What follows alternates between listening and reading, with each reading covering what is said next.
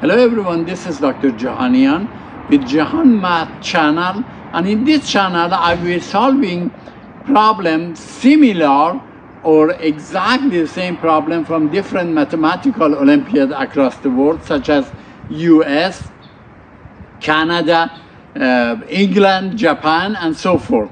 Some of the problems are similar to them, some of them which we are going to tell you are taken exactly from those mathematical Olympiad. I hope you find our channel useful, and I hope every one of you gets success in the Olympiad exam. Good evening, everyone. I'm Dr. Jahanian with the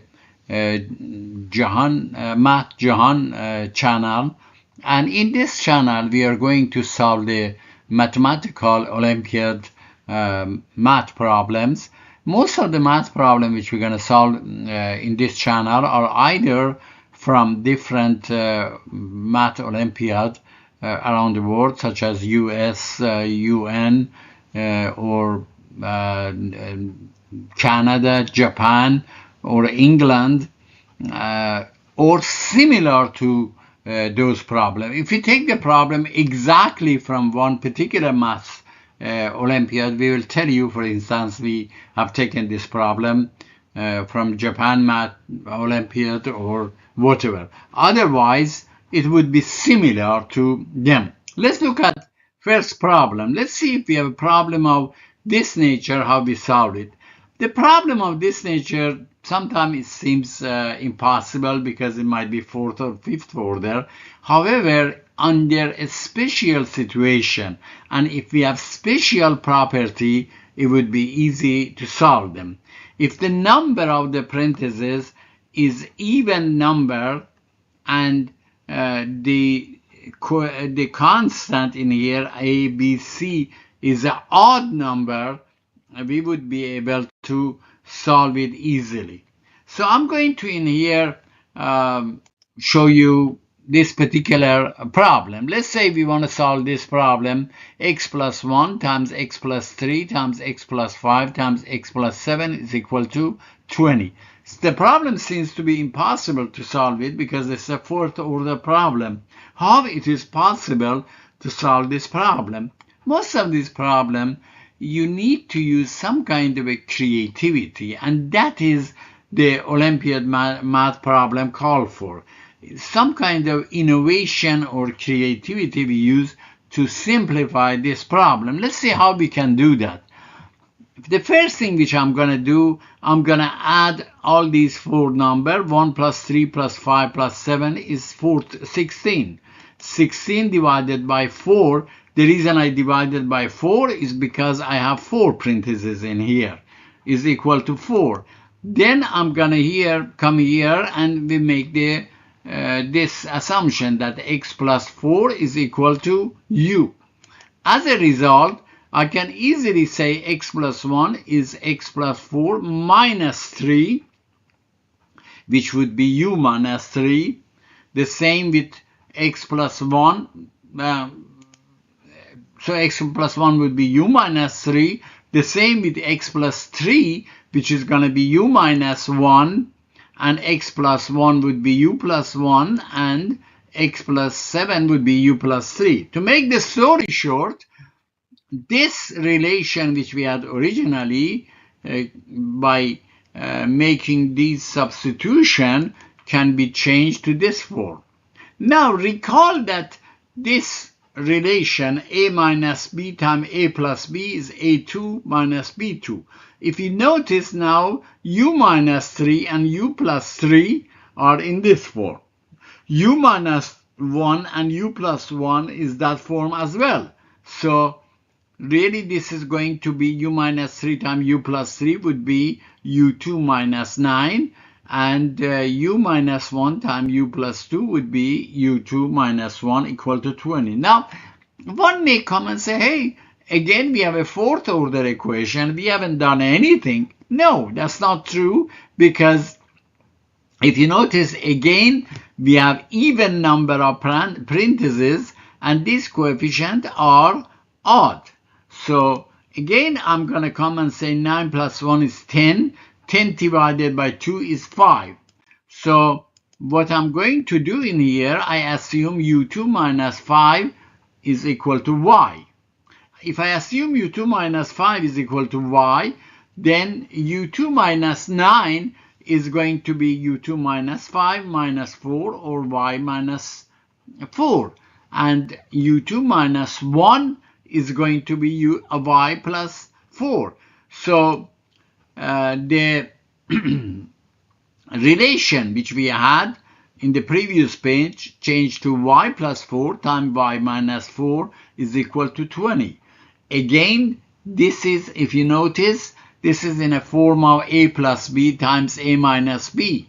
So this is going to be y2 minus 16 equal to 20. Solving this problem is piece of cake. So we converted a very complicated problem, a fourth order problem, to a very simple problem which is really a piece of cake.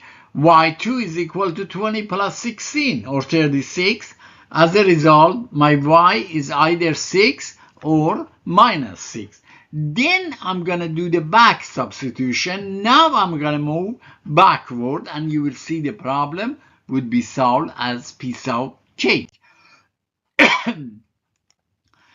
In here, if you remember, we said u2 minus 5 is equal to y.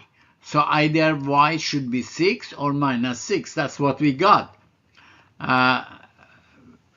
The first case which we are going to consider is that u2 minus 5 is equal to 6 because y is equal to, y equal to minus 6. So that is our first case. And in here, if y equal to minus 6, minus u2 minus 5 would be minus 6 and u2 would be minus 1. This does not have any real root. So solving this was really a piece of cake. The problem seemed impossible, but notice with some innovation and creativity, we were able to solve it. And that is most of the Olympiad problems is all about creativity, innovation. Now, let's look at second situation. Again, we said y2 minus 5 equal to 6. And if you remember, y was 6 or minus 6 or one of these two. We solved one of the cases which was minus 6. Now let's assume for second case y equal to 6. If y is equal to 6, then u2 minus 5 equal to 6. And to make the story short, we can easily see that u2 would be 11 or u would be 3.31 or minus 3.31. As a result, x plus 4 would be equal to u, because remember we said u equal to x plus 4. That was our first assumption, and we can easily say x would be 3.31 minus 4 or minus 0.69, or it is equal to 7 minus 7.3. Now, normally in this case, so as you can see, the problem was solved easily.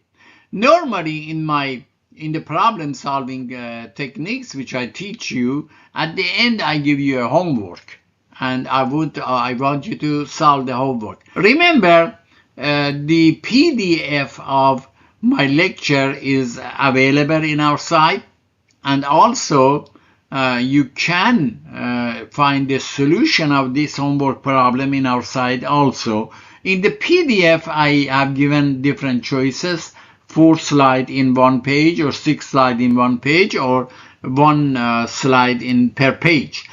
And you can, I would suggest before you watch my video for problem solving, get a printout of the PDF, and while I'm lecturing, you make a note of whatever you like to there, so you can easily write it by the PDF. Thank you very much for watching me. If you like my video, please subscribe to my channel and press the like click buttons. This way, when we put a new video and new problems, you will be the first to be able to watch it. Thanks again, and I'm Dr. Jahanian with the Jahan Math channel. Thanks again. Thank you for watching our video. I hope you enjoyed our video, and if you did, please don't forget to share it with others, subscribe to our channel, and click on the bell so you'll be the first one to watch our next video. Thank you very much, and I hope all of you succeed in the Math Olympiads.